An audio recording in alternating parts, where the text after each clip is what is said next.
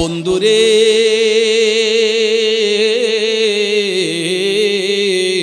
একটাবার ভাইবা দেখেন দুনিয়াতে কত ভালোবাসার মানুষ আছে, কত বন্ধু বান্ধব নিয়ে চায়ের দোকানে আড্ডা মারি রে, কত ভাই ভাই বৈশা একসঙ্গে কথাবার্তা বলে। এটা শুধু দুনিয়ার জন্য, ইন্তেকালের পরে কেউ কার খবরের সঙ্গী হবে না। কথা কোন ঠিক কিনা? আমি অনেক চিন্তা ভাবনা করে দেখছি, এই পৃথিবীর মধ্যে সবচাইতে গভীর ভালোবাসা হয় স্বামী এবং স্ত্রীর মধ্যে। ঠিক কিনা বলেন? আমি গবেষণা কইরা দেখলাম সবচাইতে বেশি মধুর ভালোবাসা হয় স্বামী এবং স্ত্রীর মধ্যে।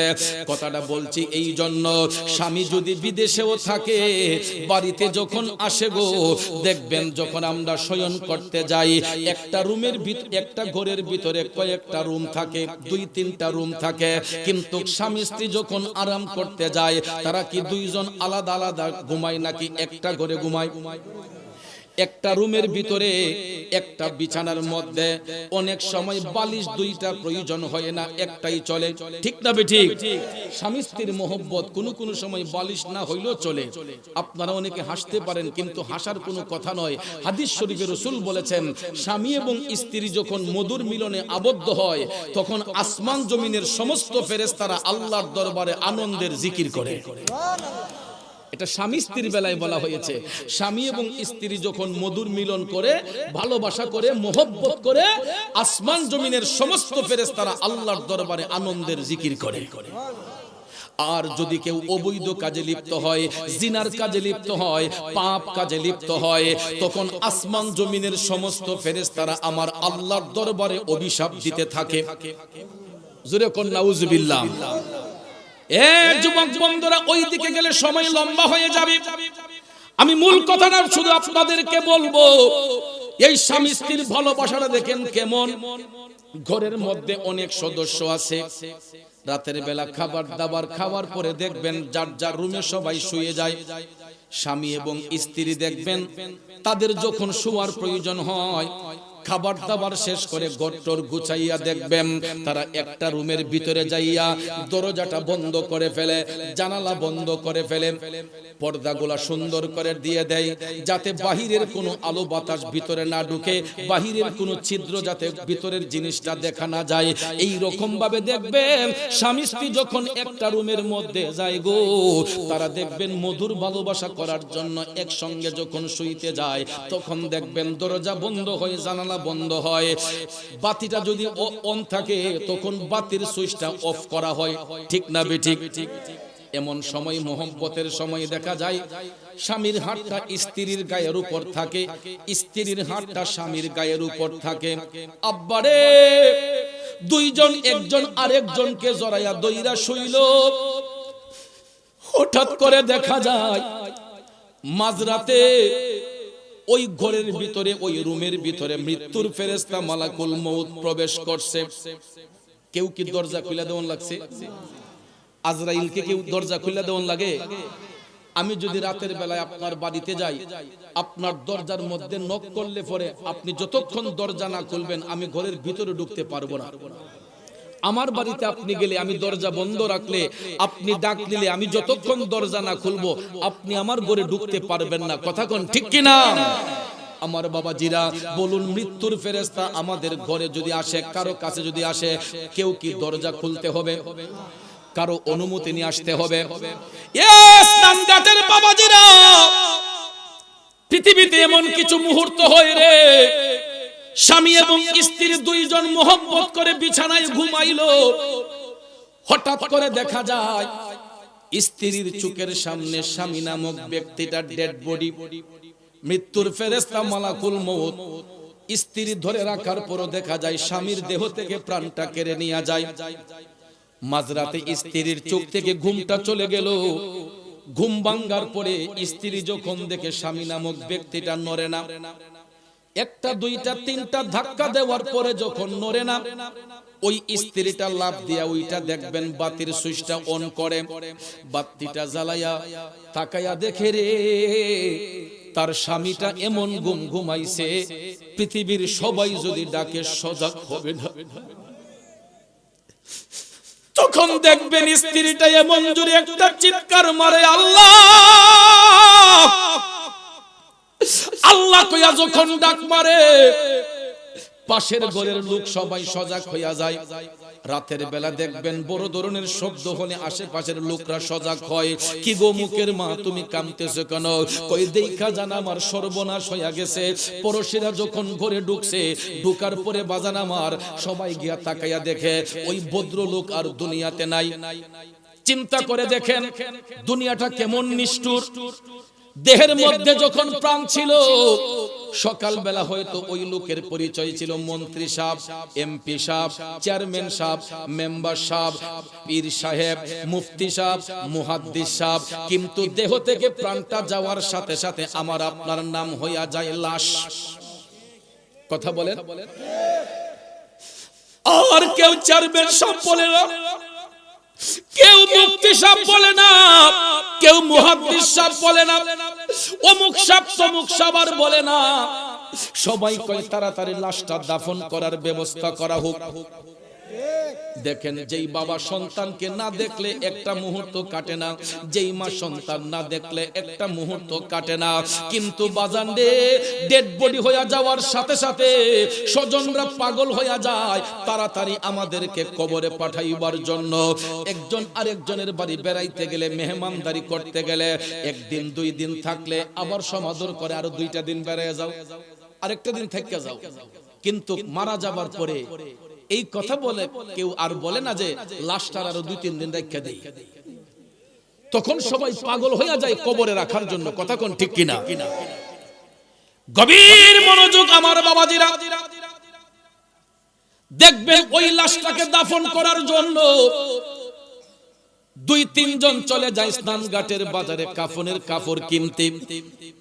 আবার কয়েকজন চলে যায় আমাদের স্নানঘাটের কবরস্থানে তার জন্য কবর খুঁড়তে। তখন আরেকটা আনুষ্ঠানিকতা হয়, কেউ যায় কাফনের কাপড় কেনার জন্য, কেউ যায় কবরস্থানে কবর খোঁড়ার জন্য। কথা কোন ঠিক কিনা? আবার বাড়ি ঘরে বসে অনেকে সান্ত্বনা দেয়। দেওয়ার পরেও আপনারা দেখবেন পুরুষ লোক যদি মারা যায়, ওই ব্যক্তির জন্য কাপড় হবে কয় টুকরা? এই কাপড়ের রংটা কি কালো হবে নাকি লাল হবে? আরো জোরে এখন কি হবে? আমার স্নানঘাটের বাবাজিরা একটু ভাইবা দেখেন তো, এই যে কত রং বেরঙের পোশাক আমরা গায়ে দিয়ে বসলাম, কারো পোশাকের রং কালো, কারোটা হলুদ, কারোটা লাল, কারোটা বেগুনি, ভ্যারাইটিস কালারের কাপড় আমরা গায়ে দিলাম। কথা বলে দামের মধ্যে কত তফাৎ দেখেন। কারো পোশাকের দাম 500, কারো গায়ের পোশাকের দাম 1000, কারোটার দাম 5000, 10000, 20000, 50000, লাখ টাকার উপরেও দুনিয়াতে কাপড়ের দাম আছে না নাই? ঈদের সময় আইলে দেখবেন একটু কম টাকার কাপড় হইলে ঈদে দেখালাই দেয়। কত কম দামি কাপড় আমি কিনতাম নাই, আসেনি? দামি কাপড় না হইলে অনেকে ঈদের জামাতে যাইতে চায় না।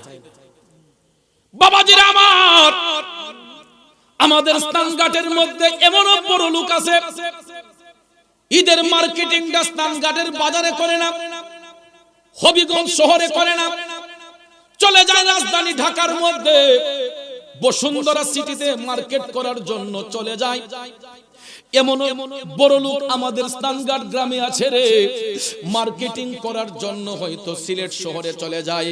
কিন্তু বাজাম আপনার দুনিয়ার পোশাক কিনতে গেলে রাজধানী ঢাকা যাইতে হয়, সিলেট যাইতে হয়, কুমিল্লা যাইতে হয়, বিদেশ যাইতে হয়। কিন্তু ইন্তেকালের পরে লাখপতি, কোটিপতি, শিল্পপতি হইলেও কাফনের কাপড় কেনার জন্য সিলেট যাইতে হয় না, ঢাকা যাইতে হয় না। ওই কাফনের কাপড়টা কেনার জন্য আমার স্নানঘাটের বাজারটাই যথেষ্ট। আপনি চাইলেও আপনার বাবারে কালো কাপড় দিয়ে দাফন করতে পারবেন না, আমি চাইলেও আমার বাবারে লাল কাপড় দিয়ে দাফন করতে পারবো না। আমার বাবা বিলিয়নপতি হইলেও, কোটিপতি হইলেও গরিব লোকটার জন্য যেই রঙের কাপড়, কোটিপতির জন্য ওই রঙের কাপড়। কথা বলেন ঠিক কিনা? এরপরে দেখেন দুনিয়ার কাপড়ের মধ্যে কত ধরনের সেলাই আছে রে বাজান। সাইডে সেলাই, লম্বা সেলাই, বাঁকা সেলাই। সেলাইটা যদি একটু কম হয়, টেইলার বেডারে আমরা পদাপদি করি, সেলাইটা হয় নাই, এমনে হয় নাই, এমনে হয় নাই। কিন্তু আমরা আপন দেশে যখন যাইব রে, এমন একটা পোশাক পইরা যাইব যেই পোশাকের মধ্যে কোনো সেলাই থাকবে না, সেলাই থাকবে না। গরিব লোকটার জন্য যেই কাপড়, ধনী লোকটার জন্য সেই কাপড়। ওই কাপড়ের রং হবে সাদা। এই 3 টুকরা সাদা মার্কিন কাপড় শিল্পপতির জন্য যেমন হবে, গরিব লোকটার জন্য তেমনি হবে। ঠিক না বেঠিক? 3 টুকরা মার্কিন কাপড়ের সাথে দেখবেন আরেকটা সাদা রঙের শাড়ি কিনা হয়। ঠিক না বেঠিক? ওই সাদা রঙের শাড়িটা কেন কিনা হয় জানেননি? যেই স্ত্রীটা বিধবা হয়ে গেছে রে, স্বামীহারা স্ত্রীটা যখন বিধবা হয়ে যায়, ওই স্ত্রীর জন্য সাদা রঙের শাড়িটা কিনতে হয়। কারণ যেই স্ত্রীটা বিবাহের প্রথম দিন রঙিন শাড়ি গায়ের মধ্যে দিয়া, বেনারসি রঙিন শাড়িটা গায়ের মধ্যে দিয়া, হাতের মধ্যে বালা পইরা, নাকের মধ্যে ফুল দিয়া, কানের মধ্যে দুল দিয়া, গলার হার পইরা, সাজুগুজু কইরা যেদিন স্বামীর বাড়ি আসছিল, ওই স্বামী নামক ব্যক্তিটা যেই দিন মারা যায়, সঙ্গে সঙ্গে পাশের ঘরের মহিলারা ওই বিধবা স্ত্রীর নাকের ফুলটা আগে খুলে ফেলে, কানের দুলটা খুলে ফেলে, গলার হারটা খুলে ফেলে, হাতের বালাগুলা খুলে ফেলে। শেষ পর্যন্ত দেখবেন পুরুষ ভাইরা যখন বড়ই পাতার গরম জল দিয়া ওই মৃত ব্যক্তির গোসল দিয়া 3 টুকরা মার্কিন কাপড় পরায়, আর পড়োশী মহিলারা দেখবেন ওই মহিলার গা থেকে বেনারসি রঙিন শাড়িটা খুইলা ওই দোকানের সাদা রঙের শাড়িটা মহিলার গায়ের মধ্যে পেছায়। মেয়েটার বয়স যদি কম হয়, স্বামী যখন মারা যায়, দেখবেন স্বামীর বিরহ বেদনায় ওই স্ত্রীর রঙিন শাড়িটা খুইলা তার গায়ের মধ্যে সাদা রঙের শাড়িটারে পেঁচ দেওয়া হয়। ওরে স্থানঘাটের বাবাজিরা, গভীর মনোযোগ, মনোযোগ। এমন স্ত্রী আছে পৃথিবীর ইতিহাসে আমি দেখছি, স্বামী মারা যাওয়ার 1-2 ঘন্টা পরে চিৎকার দিয়া এমন স্ত্রী আছে হার্ট অ্যাটাক করে মারা গেছে। স্বামী মারা গেছে একদিকে, 1-2 ঘন্টা পরে দেখা যায় স্ত্রীও মারা গেছে, স্বামীর বিরহ বেদনায়। কথা কোন ঠিক কিনা? আমি মানলাম 2 জনই মারা গেলেন, 2 জনই মারা গেলেন। এখন ওই মহিলার জন্য আবার দোকান থেকে 5 টুকরা সাদা মার্কিন কাপড় আনতে হয়। পুরুষ ব্যক্তি মারা গেলে 3 টুকরা মার্কিন কাপড়, মহিলারা মারা গেলে 5 টুকরা মার্কিন কাপড়। ঠিক না বেঠিক? 5 কাপড় দিয়ে বেডিরে আনানো লাগে, আবার 5 কাপড় দিয়ে বেডিরে আপন দেশে পাঠানো লাগে। পুরুষ ব্যক্তিদেরকে দেখবেন বিয়ার সময় 3টা পোশাক দেয়। ঠিক না বেঠিক? একটা পাঞ্জাবি, একটা পায়জামা, মাথার মাঝে টুপি। কথা কোন ঠিক কিনা? 3টা পোশাক যেমন পুরুষের বেলায় মহিলাদেরকে বিবাহ করে যখন ঘরে আনবেন তখন 5টা কাপড় দিতে হয়। আবার যখন আপন দেশে পাঠাইবেন, কবরের দেশে পাঠাইবেন, যদিও এটা বিভিন্ন কালারের হয় না, একই রঙের কাপড় হলো 5টা টুকরা কাপড় মহিলাদেরকে দিতে হয়। ওই মহিলার গায়ের মধ্যে 5 টুকরা কাফনের কাপড় পেছানো হলো, পুরুষ ব্যক্তির গায়ের মধ্যে 3 টুকরা কাফনের কাপড় পেছানো হলো। কারণ স্বামীও মরা, স্ত্রীও মরা, 2 জনকে তখন কবরের মধ্যে দাফন করতে হবে। এখন আপনারা বলেন তো, দুনিয়াতে তো ওই স্বামী এবং স্ত্রীর রুম ছিল একটা, বিছানা ছিল একটা, বালিশ ছিল একটা। এখন তাদেরকে যে আমরা কবরে পাঠাইব, কবরের মধ্যে তাদের জন্য কবর হবে কয়টা? কয়টা? এ ভাইরা আমার, চিন্তা করে দেখেন দুনিয়াটা কেমন নিষ্ঠুর। দেহের মধ্যে যতক্ষণ প্রাণ ছিল, স্বামী এবং স্ত্রী একজনের আরেকজনের দেহের অংশ ছিল, তারা এক বিছানায় শুইল, এক বালিশে শুইল, একটা রুমে শুইল। কিন্তু মারা যাওয়ার সাথে সাথে গো, স্বামীর কবরে স্বামী, স্ত্রীর কবরে স্ত্রী। এই জন্য কবি সেকেন্ড লিখছেন, মনরে মরণ কথা করো স্মরণ, স্ত্রী পুত্র কেউ নয় আপন, ধনরত্ন সবই অকারণ মনোহরে। ঠিক কিনা বলেন? এই 5 তলা বাড়ি কার জন্য বানাইবেন? 20 কানি জমিন কার জন্য কিনবেন? ব্যাংকের মধ্যে টাকা কার জন্য রাখবেন? ছেলে মেয়ের জন্য। আপনি মারা গেলে তো আপনার সন্তানরা একদিকে আপনারে দাফন করবে, অপর দিকে ব্যাংকের টাকাগুলো নিয়ে ভাগাভাগি করবে। আপনারে দাফন কইরা আপনার সন্তানরা জমি জমা নিয়ে ভাগাভাগি শুরু করবে, ঠিক কিনা বলেন? তাইলে বাজান এই জায়গা সম্পদ বাড়ি গাড়ি কিছুই আমাদের সঙ্গে যাবে না। চিন্তা করে দেখে, স্বামীর কবরে স্বামী, স্ত্রীর কবরে স্ত্রী, কারো কবরের সঙ্গে কারো কবরের সম্পর্ক নাই। এমনও তো হইতে পারতো যে তারা দুইজন দুই কবরই শোক, মাঝখানে একটু ফাঁকা একটা দেই, এরা আলাপ আলোচনা করবো না, এমন সুযোগ আসেনি। বাজান আমার, দুনিয়ার মধ্যেই আসানদারি খেসানদারি সংসারদারি, কবরের মধ্যে গেলে কেউ কারো নয়। কবরের মধ্যে একমাত্র আপন হবেন আমার নবীজি। কথা বলেন ঠিক কিনা? যেখানে প্রেম করলে আমাদের প্রেমের গভীরতা বাড়বে, আমরা ওই জায়গা প্রেম করতে রাজি নাই। শুধু শুধু আজাগাত কুজাগাত গিয়ে আমরা প্রেমে মত্ত হই। কথা কোন ঠিক না বেঠে? কেলেঙ্কারি প্রেমের মধ্যে আমরা মত্ত হই। কিন্তু যার সাথে প্রেম করলে ইহকালও শান্তি হবে, পরকালও মুক্তির ফয়সালা হবে, উনি হচ্ছেন আল্লাহর হাবিব রাহমাতাল লিল। ওই নবীর প্রেমে পাগল হইতে চাই, কিন্তু দেখা যায় ভাইয়ার আমার, নবীর কথা আমাদের মনেই থাকে না। জুলুম নির্যাতনের সমাজটা একদম অন্ধকারে ছেয়ে গেছে। কথা বলেন ঠিক না বেঠে? কিন্তু ইমানদাররা কয়, নবী নবী কইরা আমার মরণ যেন হয় গো, নবী নবী কইরা আমার মরণ যেন হয়। ভাইরে ওই মরণে পাইব শান্তি, থাকবে না রে ভয়। নবী নবী কইরা আমার মরণ যেন হয় গো, নবী নবী কইরা আমার মরণ যেন হয়। ভাইরে ওই মরণে পাইব শান্তি, থাকবে না রে ভয়। নবী নবী কইরা আমার মরণ যেন হয়। কথা বলেন, আমরা নবী নবী কইরা মরতে চাই কি চাই না? কারা কারা আমার নবীর জন্য জীবন দিতে রাজি? হাতটা তুলে দেখাই। নারায়ে তাকবীর। আমরা স্থানঘাটের মানুষের আওয়াজ এত দুর্বল আমি কোনোদিন দেখছি না। যদি আমরা সুন্নি মুসলমান হই, আওয়াজটা এরকম ভাবে দিতে হবে, নারায়ে তাকবীর, নারায়ে রিসালাত, আহলে সুন্নাত ওয়াল জামাত, মাসলাকে আলা হযরত। কষ্ট হইছে আপনাদের? রাগ করেছেন? বাবাজিরা আমার, বন্ধুরা আমার, তাহলে নবী ছাড়া ওই কবরে আপন কেউ হবে না।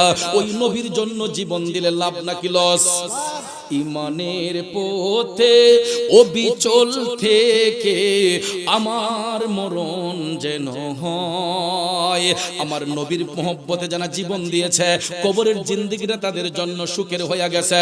তিনটা প্রশ্নের উত্তর ঠাস ঠাস করে দেওয়ার পরে গো, ওই মুনকার নাকির ফেরেশতা চলে যাবেন। আমার মদিনার কামলিওয়ালা নবী বলছেন, ওই মুমিন ব্যক্তিদের সম্মানে আল্লাহ রাব্বুল আলামিন তাদের কবরের মধ্যে আরেক দল ফেরেশতা পাঠাইবেন। এই ফেরেশতাদেরকে কেন পাঠাইবেন জানেন? মুমিন ব্যক্তিদের কবরটাকে নূরের মহল বানাইবার জন্য। এটা কেমনে জানলাম? আমার নবী যখন মেরাজ শরীফে গেছিলেন, কথা কি বুঝতেছেন? নবী যখন মেরাজে গেছিলেন, প্রথম আসমানে যাওয়ার পরে আমার নবীরে জান্নাত এবং জাহান্নাম দেখার পারমিশন দেওয়া হয়েছে। আপনার জন্য জান্নাত জাহান্নামকে আমি সুসজ্জিত করে রাখছি। দয়াল নবী বললেন, জিবরাইল আসো একটু জান্নাতে প্রবেশ করি। জান্নাতের মধ্যে প্রবেশ করে আমার নবী দেখতেছেন এমন কিছু কিছু নূরের মহল দেখা যায়। এক একটা মহলের মধ্যে এক একজন লোক বসে আছে। দয়াল নবী আমার এটা দেখে মুস্কি মুস্কি হাসতেছেন। আমার মদিনার কামলিওয়ালা নবী মুস্কি মুস্কি হাসতেছেন। জিবরাইল আলাইহিস সালাম ডাক দিয়া কয়, ইয়া রাসূলুল্লাহ, নবী গো, ও মায়ার নবী, দয়ার নবী গো, আপনি যে এই নূরের মহলগুলা দেখতেছেন, এইগুলা কোন দুনিয়ার ঘরবাড়ি না। নবী গো, এই যে নূরের মহলগুলা আপনি দেখতেছেন, এইগুলা হলো আপনার মুমিন উম্মতের এক একটা কবর। ইয়া রাসূলুল্লাহ, নবী গো, মুমিন ব্যক্তিদেরকে দুনিয়াবাসীরা যদিও 3.5 হাত কবরের মধ্যে শুয়ে আসে, আসলে মুমিন ব্যক্তিদের কবর 3.5 হাত থাকে না নবী গো। আল্লাহ রাব্বুল আলামিন রহমতের ফেরেশতা পাঠাইয়া ওই মুমিন ব্যক্তির কবরটাকে নূরের একটা মহল বানাইয়া দেয়। এই জন্য আল্লাহর ওলিগণ ইন্তেকালের পরে আমরা যে তাদের মাজার শরীফটারে বড় করি, অনেক মোল্লারা ফুৎকা দেয়, অত বড় খেলে গেবা মাজার বা 3.5 হাত কবরে দিল তুই একজন যে চলে ওতলা জায়গা লোয়ার দরকারটা কিতা? আরে বেকল, তুমি তো জ্ঞানহীন, তুমি রিসার্চ করো না, গবেষণা করে দেখো, নবীর হাদিস শরীফ পড়ে দেখো। আল্লাহর নবী মেরাজ শরীফ থেকে আয়েশা বলেছেন, মুমিন ব্যক্তিদের কবরকে আমার আল্লাহ 70 গজ প্রসারিত করে নূরের মহল বানায়া দেয়। এই জন্য আল্লাহর ওলিগণ দুনিয়া থেকে যাবার পরে আমরা তাদের কবরের জায়গাটার একটু বড় পরিসরে করি, কারণ তারা আল্লাহর বন্ধু। কথা কোন ঠিক না ঠিক? তারা আল্লাহর ওলি, এই জন্য ওলিদের কবরটাকে একটু বড় পরিসরে আমরা করি। কথা বলেন ঠিক না ঠিক? এরপরে দেখবেন এই দুনিয়ার মাঝে কিছু কিছু মানুষ মাইকটা হাতে নিলে আমরা কবর পূজারি, মাজার পূজারি এই সমস্ত কথা বলে। ঠিক না ঠিক? আপনারা বলেন আমরা কি কবরে গিয়ে পূজা করি? পূজা তো করবে হিন্দু ভাইরা মন্দিরে গিয়া, কোন মুসলমান পূজা করতে পারে না। মুসলমানরা ওলিদের মাজারে জিয়ারত করে আর আল্লাহর ঘর মসজিদে ইবাদত করে। আমরা মাজারে গিয়ে সেজদা করি না, আমরা মাজারে গিয়ে জিয়ারত করি, ওলি আল্লাহর মাজারের গেলাফে ধরে ঠুট দিয়া চুমা দেই। কথা কোন ঠিক না ঠিক? আর নাক কপাল জমিনে লাগবে শুধুমাত্র আল্লাহ পাকের জন্য। নাক কপাল জমিনে লাগবে আল্লাহর জন্য। এটা যদি কোনো ব্যক্তির উদ্দেশ্যে হয় তখন এটা সিজদা হবে, আর সিজদা হলে এটা আপনার শিরিক হয়ে যাবে। কথা কোন ঠিক না ঠিক? নাক কপাল যখন জমিনে লাগবে, এটা যদি আল্লাহ ব্যতীত কোনো ব্যক্তির উদ্দেশ্য হয় তখন এটা হবে শিরিক। আর নাক কপাল জমিনে লাগবে শুধু আল্লাহ পাকের জন্য, তখন হবে এটা সিজদা। কিন্তু ভাইয়ার আমার, সিজদার শর্ত হচ্ছে নাক এবং কপাল, আর কদম বসির শর্ত হলো ঠোঁট এবং পা। কথা কোন ঠিক কিনা? আপনারা কথাটা একটু বোঝার চেষ্টা করবেন। কিছু কিছু সময়ে আমাদের হানাফি মাযহাবের অনুসারী যারা আমরা, আমাদের মাযহাবের ইমাম যিনি এশারের ওয়াক্তের ওযু দিয়া ফজর পর্যন্ত ইবাদত করছেন একটানা 40 বছর, উনি যদি একটা ফতোয়া দেয়, উনার ফতোয়া উল্টাইবার মতো কোনো ইমাম এই পৃথিবীর বুকে জন্মগ্রহণ করে নাই। কথা কোন ঠিক না ঠিক? হানাফি মাযহাবের ইমামকে সমস্ত মাযহাবের ইমামরা সেলুট দিয়েছেন। কথা কোন ঠিক না ঠিক? এবং যারা খালি সহিহ বুখারীর দলিল দেয়, ইমাম বুখারীর উস্তাদের উস্তাদ হচ্ছেন ইমামে আজম আবু হানিফা রাদিয়াল্লাহু তাআলা আনহু। আমাদের মাযহাবের ইমাম এই কদমবুসির একটা ব্যাখ্যা বিশ্লেষণ দিয়েছেন। আমরা কদমবুসি করি পায়ের মধ্যে, অ্যাকচুয়ালি কদমবুসি হলো ঠোঁট দিয়া পায়ের মাঝে চুমা দেওয়া। ঠোঁট দিয়া কি পায়ে চুমা দেওয়ারে বলা হয় কদম বুসি। কারণ কদম এটা ফার্সি শব্দ, বুসি মানে চুম্বন, কদমে চুম্বন। কার কার? মা বাবার কদমে, উস্তাদের কদমে, মুরব্বিদের কদমে, বড় ভাইয়ের কদমে। আসল নিয়মে কদম বুসি হলো ঠোঁট দিয়া পায়ে চুম্বন দেওয়া। তবে হ্যাঁ, আমাদের মাযহাবের ইমাম বলেছেন সব ক্ষেত্রে নয়, সব ক্ষেত্রে নয়। আমভাবে যদি কদম বুসি করা হয় এটা নিষেধ। এখানে ফিতনার আশঙ্কা হবে।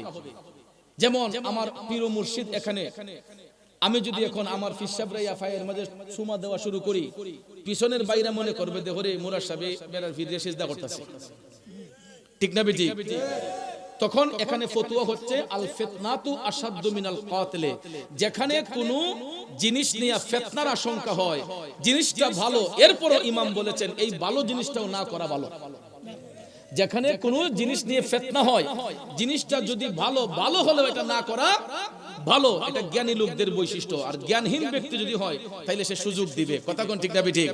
আর জ্ঞানী ব্যক্তি যদি হয় সে তার প্রেমিকদেরকে, ভক্ত অনুরাগীদেরকে বুঝাবে যে বাবা রে এভাবে করতে নাই, এভাবে করলে সমাজে ফিতনা হবে, বিশৃঙ্খলা হবে। কথা কোন ঠিক না ঠিক? এখন আমি যদি মাথা বাইতা লই তাহলে ওইটা তার অন্যের দোষ না, এটা আমার নিজের দোষ। কথা বলেন ঠিক কি না? এই জন্য কদম বুসি না জায়েজ নয়, কদম বুসি জায়েজ, 100 বার জায়েজ। এর বিষয়ে আমি প্রায় 22টা দলিল রেডি করছি কদম বুসি যে জায়েজ। কিন্তু আমভাবে এটা আমাদের মাযহাবের ইমাম বলেছেন তোমরা আমভাবে এটা করো না, কারণ যেখানে ফিতনার আশঙ্কা হবে। আর এখন আমরা যেই জামানায় পড়ছি, এটা ফিতনার একটা চূড়ান্ত সীমায় চলে গেছে।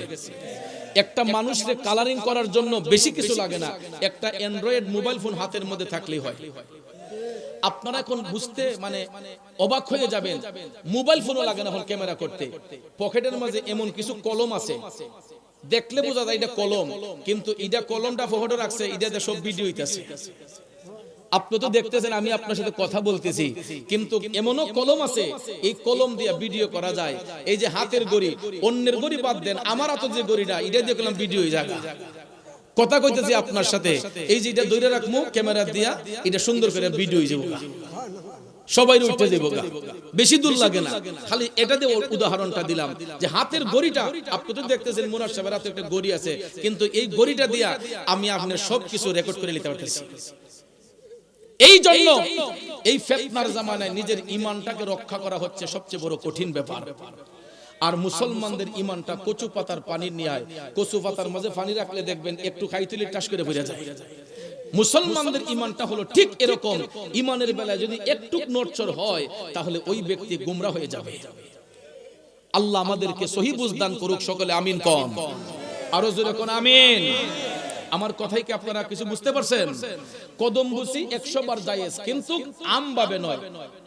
আপনার পীর মুর্শিদ আপনার বাসরে আছে, আপনার ঘরে আছে, আপনার মা বাবা আপনার ঘরে আছে, আপনি ঘরের ভিতরে গিয়া যেখানে ফিতনা হবে না, আপনার মারে আপনি 100টা চুমা দেন ফার মাঝে, আপনার বাবার পায়ে আপনি 100টা চুমা দেন, আপনার মার পায়ে চুমা দেন, বাবার পায়ে চুমা দেন, আপনার মুর্শিদের পায়ে 100টা চুমা দেন ঠোঁট দিয়া, এখানে কেউ ফিতনা করবে না। এটা কদম বুঝি। আর সেজদা যদি হয় তাহলে আপনি শিরিক করে ফেলবেন। নাক কপালটা লাগবে শুধু আল্লাহর জন্য। কার জন্য?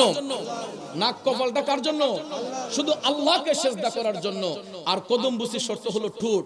নাক একটা অঙ্গ, কপাল একটা অঙ্গ, ঠোঁট একটা অঙ্গ, এখানে অঙ্গই 3টা।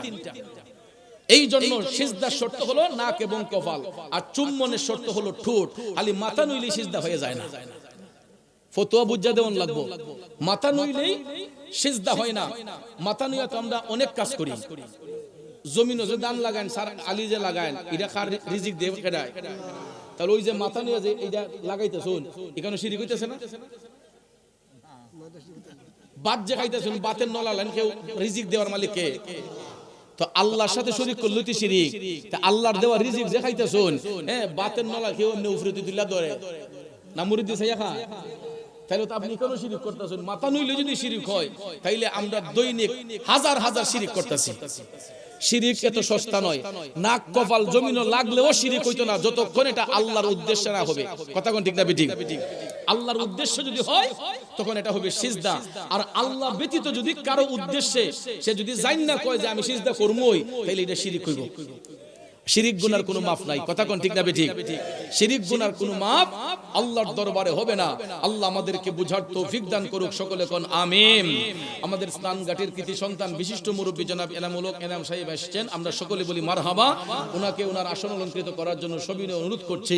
সবাই একটু দুরূদ শরীফ পড়েন। আল্লাহুম্মা সাল্লি আলা সাইয়্যিদিনা মুহাম্মাদ নাবি শাফিয়ানা মাওলানা মুহাম্মদ নাবিয়ানা মাওলানা। আমার বাবাজিরা, সময়টা খুব সংক্ষেপ, অল্প সময় কথা বলবার, কয়েক মিনিট সময়। মুমিন ব্যক্তি যারা হয় এদের কবরটা নূরের মহল হয়ে যায়। আর জাহান্নামী ব্যক্তিদের কবরের অবস্থাটা কেমন হয় এবার আপনাদেরকে বলবো। তার আগে আরেকটা জিনিস শুনুন, মুমিন ব্যক্তিদের রুহের স্থানটা কোথায় হয়? মারা যাওয়ার সাথে সাথে আমাদের রুহ তো দেহ থেকে বের হয়ে যায়, ঠিক না বেঠিক? ওই রুহটা যায় কোন জায়গায়? আমার নবী বলছেন, আল্লাহ রাব্বুল আলামিন আরেক দল ফেরেশতা পাঠান ওই মুমিন ব্যক্তিদের রুহটাকে সম্মানের সহিত উপরের দিকে নিয়ে যাওয়ার জন্য। নিতে নিতে যখন আসমানের দরজার মধ্যে নেওয়া হয়, তখন ফেরেশতারা আসমানের দরজার মধ্যে নক করে। আসমানের ফেরেশতারা জানতে চায় তোমরা কারা? তখন দুনিয়ার ফেরেশতারা বলে আমরা রূহ বহনকারী ফেরেশতা। কি বহনকারী? আমরা রূহ বহনকারী ফেরেশতা। এটা শোনার সাথে সাথে আসমানের ফেরেশতারা দরজাটা উন্মুক্ত করে দেয়। আপনারা দেখেন কেউ বাড়ির যদি হাসনা হেনা ফুল ফুটে, বেলি ফুল ফুটে, গ্রানটা দেখবেন পুরাটা এলাকা লইলাই, ঠিক না বেটি? হাসনা না ফুল চিনেননি? হাসনা হেনা ফুল, বেলি ফুল যদি কারো বাড়িতে ফুটে, রাতের বেলা সাধারণত ফুটে, তখন দেখবেন গ্রানে একদম পুরাটা এলাকা লইলাই। আসমানের ফেরেশতারা দরজা খোলার সাথে সাথে ওই মুমিন ব্যক্তিদের রূহ থেকে একটা জান্নাতি খুশবু বের হইছে। তো তখন ফেরেশতারা আনন্দিত হইয়া এরা কয় ওয়েলকাম, স্বাগতম, আপনারা উপরে উঠুন। উপরে উঠার পরে প্রথম আসমানে অবতরণ করার পরে আস্তে আস্তে স্টেপ বাই স্টেপ দ্বিতীয় আসমানের ফেরেশতা, তৃতীয় আসমানের ফেরেশতা, চতুর্থ আসমানের ফেরেশতা, পঞ্চম আসমানের ফেরেশতা, ষষ্ঠ আসমানের ফেরেশতা, সপ্তম আসমানের ফেরেশতারা দরজা খোলার সাথে সাথেই এরা সুগন্ধ পাইয়া ওই রূহগুলোকে তারা রিসিভ করে। তারপরে আমার বাবাজিরা 7 আসমান পাড়ি দেওয়ার পরে আমার আল্লাহ ওই মুমিন ব্যক্তিদের রূহের স্থান করে দেওয়ার জন্য এমন সুন্দর একটা জায়গা সিলেক্ট করে রেখেছেন। ওই জায়গাটার নাম হইছে ইল্লিন। নাম কি? ইল্লিন শব্দের অর্থ আলোকিত স্থান। ইল্লিন মানে আলোকিত স্থান। ভাইয়ের আমার, ইল্লিন নামক জায়গাটা 7 আসমানের উপরে আল্লাহ রাব্বুল আলামিন এটা মুমিনদের জন্য এটা নির্ধারণ করে রেখেছেন যে মুমিন ব্যক্তিরা ওফাতের পরে এদের রূহের স্থানটা ওই জায়গার মধ্যে হবে। তারপরে নবী যখন মেরাজে গেলেন তখন রাসূল নিজের চোখ মুবারকে দেখে আসছেন ওই মুমিন ব্যক্তিরা যেই দেহটা নিয়ে দুনিয়াতে চলতো, আল্লাহ রাব্বুল আলামিন ওই দেহটারে আবার সেই জায়গার মধ্যে তাদেরকে ফিরাইয়া দেয়। ইল্লিনে এরা হাসরের ময়দান কায়েম হওয়ার আগ পর্যন্ত জান্নাতি পরিবেশে ইল্লিন নামক জায়গার মধ্যে বসবাস করবে। এখন বলুন, ইমানদারের সম্মান আছে না নাই? জাহান্নামীদের অবস্থাটা কেমন হয় আমি বলছিলাম। এতক্ষণ তো শুধু ইমানদার আলোচনা করলাম, জাহান্নামীদের অবস্থাটা কেমন হয় দেখেন। নবী বলছেন জাহান্নামী ব্যক্তিরা যখন মৃত্যুর বিছানায় শুইবে, আজরাইল যখন ভয়ঙ্কর রূপ ধারণ করে আসবে, ওই জাহান্নামী ব্যক্তিগুলা আজরাইলের পায়ের শব্দ শোনার সাথে সাথেই এদের ভিতরে একটা কম্পন শুরু হয়ে যাবে। আর আজরাইল আলাইহিস সালামের চেহারাটা দেখার সাথে সাথেই ওই জাহান্নামী ব্যক্তিদের চোখগুলা উল্টাই যাব এবং তাদের মাঝে একটা শ্বাসকষ্ট রোগের মতো, হাঁপানি রোগের মতো আইব। দেখবেন যারা সরকার হয় এরা দেখবেন জোরে জোরে শ্বাস নেই আর সারে, জোরে জোরে শ্বাস নেই আর সারে, চোখগুলা দেখবেন বড় বড় হয়ে যায়। কথা কোন ঠিক না ঠিক? আজরাইল আলাইহিস সালাম পায়ের বৃদ্ধাঙ্গুল থেকে টিপতে টিপতে টিপতে দমটা যখন বুকের মধ্যে নিয়ে আসে, এমন একটা চাপ মারে রে, ওই ব্যক্তিগুলা তখন চোখটা উল্টাইয়া দেয়। তখন দেখবেন জোরে জোরে হা করে আর মুখটা বন্ধ করে। আমরা দেখবেন চামিচ দিয়া তখন মুখের মধ্যে পানি দিতে শুরু করি। কয় চামিচ পানি দিবাই? কয় জগ পানি দিবাই? কয়টা পুকুরের পানি দিবাই? কয়টা নদীর পানি দিবাই? 7 সমুদ্র 13 নদীর পানিও যদি তার মুখে ওই মুহূর্তে ঢেলে দেওয়া হয়, তার তৃষ্ণা কেউ নিবারণ করতে পারবে না। এই জন্য ওই মুহূর্তে যে মুখের মাঝে পানি দেন, এটার ওই ব্যক্তির আযাব হইতেছে। এই সময় পানি না দিয়া বেশি বেশি দুরূদ শরীফ পড়ুন, কারণ ওই কঠিন মুসিবতের সময় আমার নবী ছাড়া আর কেউ উপায় নাই। এই জন্য বলা হয় সাকারাতের বিছানাতে কি যে যন্ত্রণা, 7 সাগরের পানি দিল তৃষ্ণা মিটে না, সেই দিন কাউসারের পানি দিবেন শাহে মদিনা। ইয়া রাসূলুল্লাহ বলে নবীকে ডাকুন, ভালো যদি বাসতে হয় নবীকে বাসুন। ঠিক কিনা বলেন? ভাইয়ার আমার, ওই মুহূর্তে আমার নবী কাউসারের পানি নিয়ে হাজির থাকবেন। যদি লোকটা নবীর প্রেমিক হয়, আর আমরা দুনিয়াবাসীরা যদি ওই ব্যক্তিকে বিদায় দেওয়ার পূর্ব মুহূর্তে সাকারাত অবস্থায় তার পাশে বৈশা বেশি বেশি দুরূদ শরীফ পড়বেন, কোরআন তেলাওয়াত করবেন, এই যে পানি দেওয়া শুরু করেন, পানি দেবেন আর বাঁচান জীবনী, কারণ তার সময়ের ঘন্টা ফুরিয়ে গেছে। দুনিয়াবাসীরা মিললেও তারা আটকাইতে পারবো না। কিন্তু ওই মুহূর্তে ব্যক্তি যদি জাহান্নামী হয়, আজরাইল আলাইহিস সালাম এমন একটা ভয়ঙ্কর চিপ মারবে রে, আমার নবী বলছেন এই চিপের কারণে অনেকে চোখটা বন্ধ করার সময় পাবে না, আর ওই আজরাইলের ভয়ঙ্কর চিপের কারণে অনেকের পেশাব পায়খানা বের হয়ে যায়। ইন্তেকালের পরে যারা মৃত ব্যক্তির লাশ দয়, এরারে জিগায়ে দিক করি, মৌতার লাশ যারা দয় জিগায়ে দিক করি, অনেক সময় কিছু কিছু ব্যক্তির মারা যাবার পরে পায়খানার রাস্তা দিয়ে ময়লা পাওয়া যায়, পেশাবের দুর্গন্ধ লঙ্গিতে পাওয়া যায়। কেন? আজরাইল আলাইহিস সালামের ভয়ঙ্কর চিপে ওই ব্যক্তিটা চোখ বন্ধ করার সময় পায় না, ডোরের ছুটে বেটার পেশাব পায়খানা বের হয়ে যায়। এরপরে দেখেন আযাব তো শুরু হইছে। খালি আমরা যখন তারে কাফন পরাইয়া, লাশ দইয়া যখন কাফন পরাইয়া কবরের মধ্যে দিয়া যখন 40 কদম দূরে আসি, আবার মুনকার নাকির ফেরেশতা আসেন। প্রশ্ন কয়টা? একটা প্রশ্নের উত্তর জাহান্নামীরা দিতে পারবে না, শুধু বলবে লা আদরি লা আদরি লা আদরি, আমি কিছু জানি না। মান রাব্বুকা, সে বলবে লা আদরি। ওমান দীনুকা, বলবে লা আদরি। ওমান হাজার রুজুল, বলবে লা আদরি। আমার নবীরে দেখাও ওই দিন পাপী চিন্ত না। চিনবো কেমনে? জীবনে একদিন নবীর দুরূদ পড়ছে, জীবনে একদিন নবীর গুণগান গাইছে, জীবনে একদিন নবীর জন্য চোখের পানি ছাড়ছে, ইতা করছে না। করছে কিতা?